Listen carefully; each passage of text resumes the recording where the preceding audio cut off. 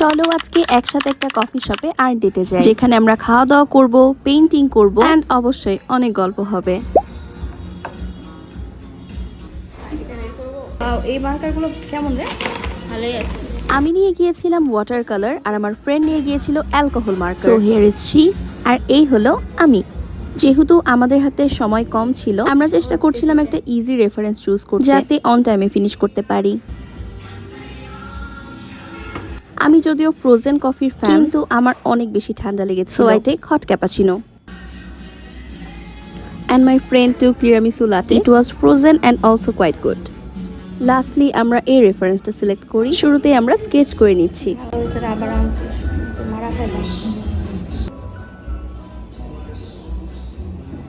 Well, আমার মনে হয় এটা সবাই করে, যে যেটা নেই অপোজিট পাশের জন কি নিয়েছে সেটা একটু টেস্ট করে দেখি আর কি। এটা অ্যাকচুয়ালি অনেক বেশি মজা ছিল, নেক্সট বার আমি ট্রাই করব। সত্যি কথা বলতে আমার কাছে কেন জানি না স্কেচিং করতে অনেক বিরক্ত লাগে, বাট ওয়াটার কালার পেইন্টিং বা গোয়াশ পেইন্টিং এ একটা গুড স্কেচ কিন্তু অনেক বেশি ইম্পর্টেন্ট। আমি কোনোভাবে কুমড়া আঁকাইতে পারতেছিলাম না, তো আমার ফ্রেন্ড আমাকে কুমড়া আঁকতে হেল্প করছিল আর এখানে আমাদের স্কেচ মোটামুটি ডান। বেশি ভাইব্রেন্ট হয় না, কিন্তু ভালোই লাগে, একটু অ্যাস্থেটিক লাগে।